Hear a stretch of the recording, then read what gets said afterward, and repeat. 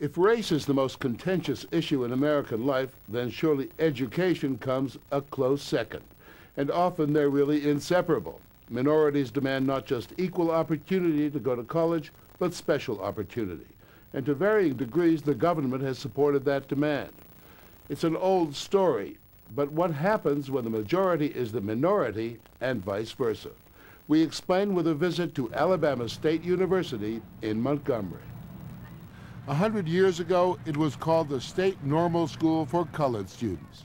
In the days of segregation, it kept black students in their place by providing only a limited education.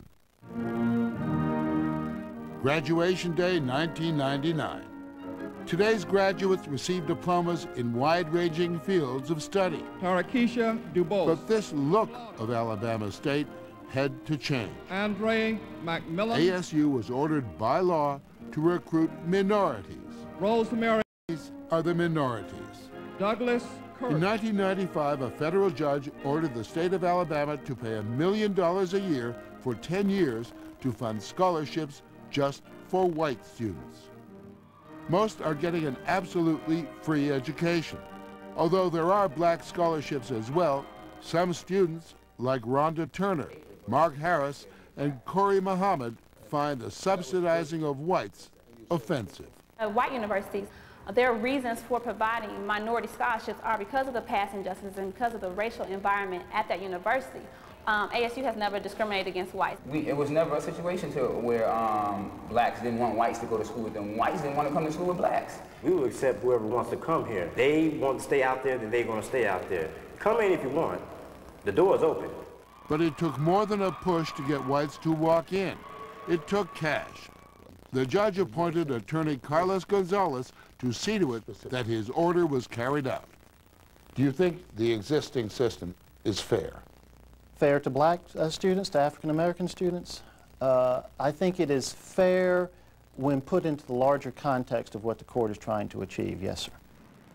What the court was trying to achieve was the dismantling of Alabama's separate but unequal educational system. The chapter starts on page 431. Ready? To make ASU academically competitive and attractive.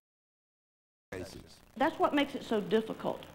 The judge ordered the state to provide more than $100 million for advanced courses, new classrooms, increased faculty.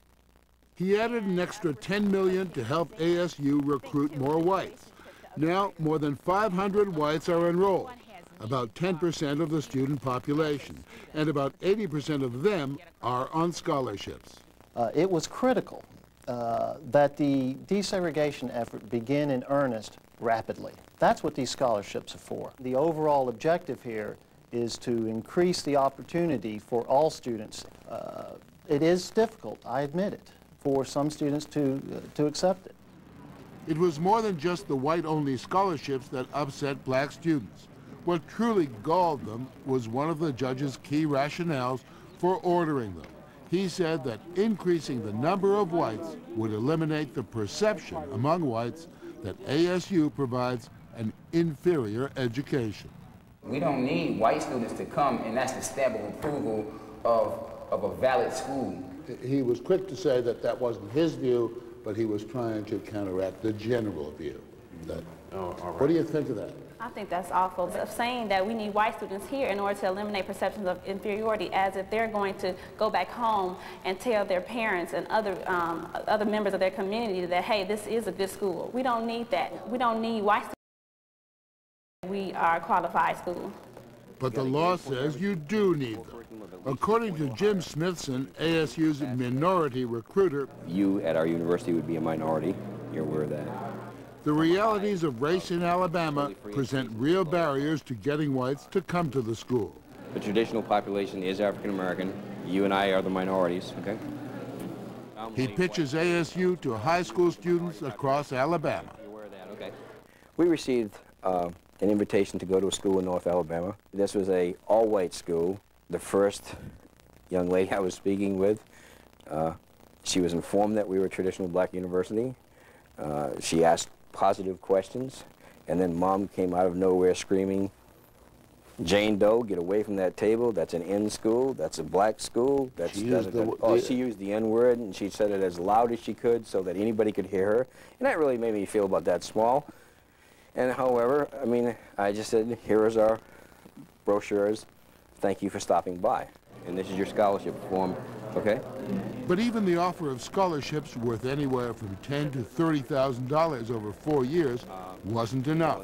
Here's your scholarship form. Okay. Recruiting whites was so difficult, ASU made them an even better offer.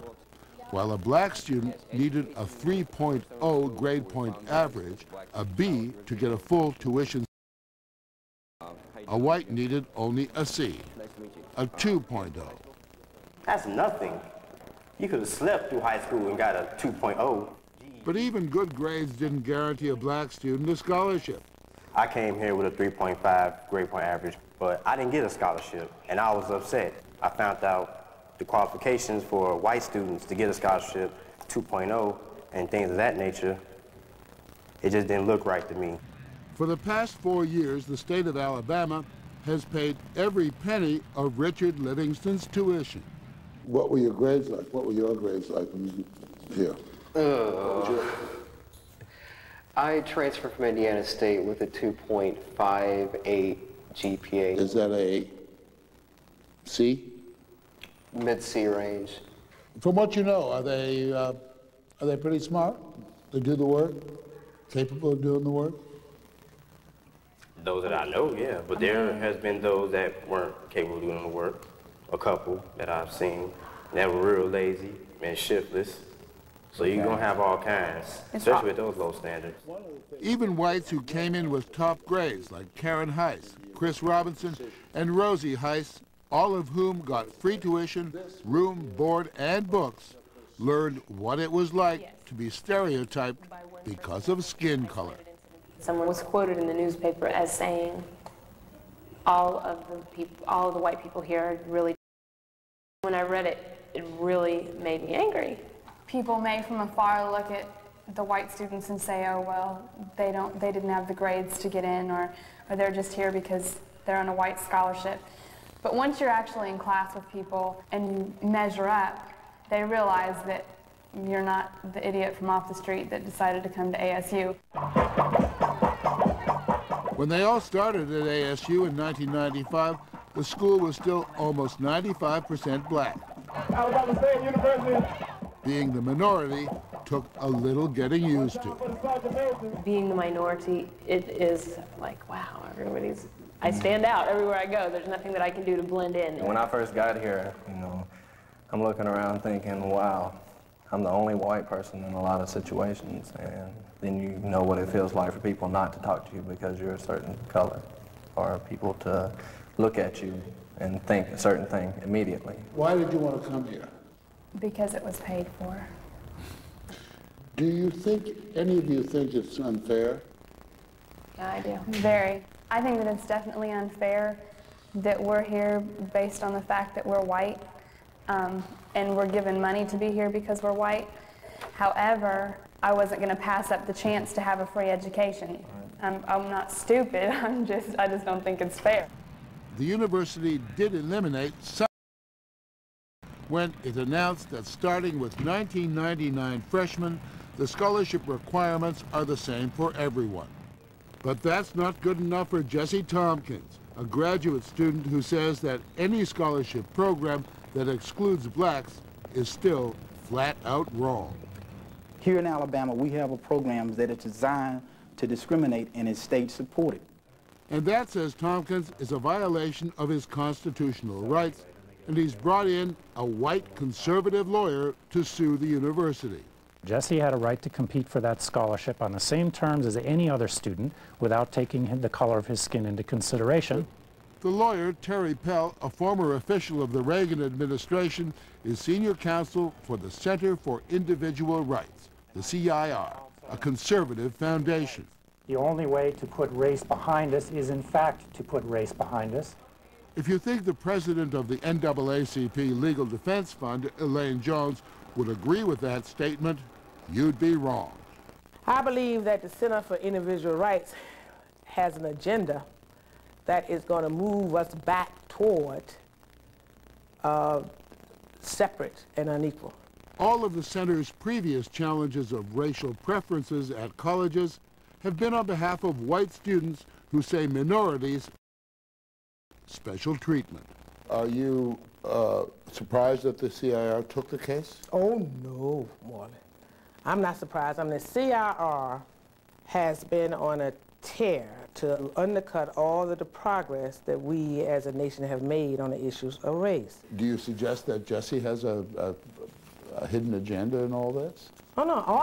On this one, I'm saying that Jesse is being used. There are some who are saying you're simply being used by a conservative legal foundation that wants to get rid of affirmative action and that they're trying to put a black face on this action. That's outrageous. I am the one that went to CR in order to get help because no other group would help me. The NAACP said, no, we can't help. And wouldn't help. If the center is successful in eliminating this scholarship program, what it means is that scholarship programs across the country and other initiatives that encourage African American and brown students to go to school will be eliminated. It'll go beyond scholarships. It'll be admissions, any race-conscious effort. I think it's the height of hypocrisy to start questioning our motives when these traditional civil rights organizations were unwilling to represent Jesse in a case challenging a racial preference which clearly harms blacks. In the eyes of many whites who would come to Alabama State University, they will not come because they perceive it as being of an the perception. And the court is trying to overcome that perception by saying, let's make the scholarships, limited amount of scholarships available so that they can come, get the education and see for themselves. Let's move toward, in Alabama, an integrated higher education setting. But what happens in 5 years when the whites-only scholarship program ends? After these scholarships run out, I don't believe that it's going to be any more diversified than it was before it started. Because the major incentive to come is still the money. Of course. You think that whites will continue to go, pay tuition, do all the things ordinary students do? Or once the money disappears, the whites will disappear? Well, by that time, Alabama State University will have white alumni who will be inclined to encourage their associates, friends, children, and others in the future to attend Alabama State University. When I came in, I felt like, well, this is their school, and I don't want it to be an us and them thing because I don't feel that way at all. But that's kind of, I was like, well, I'm the oddball here. But now I feel like, well, this is my school, you know, and it's been my school for 4 years. And this is going to be my alma mater, and I'm going to be an alumni, and I'm going to love it, you know, and that's just how it is.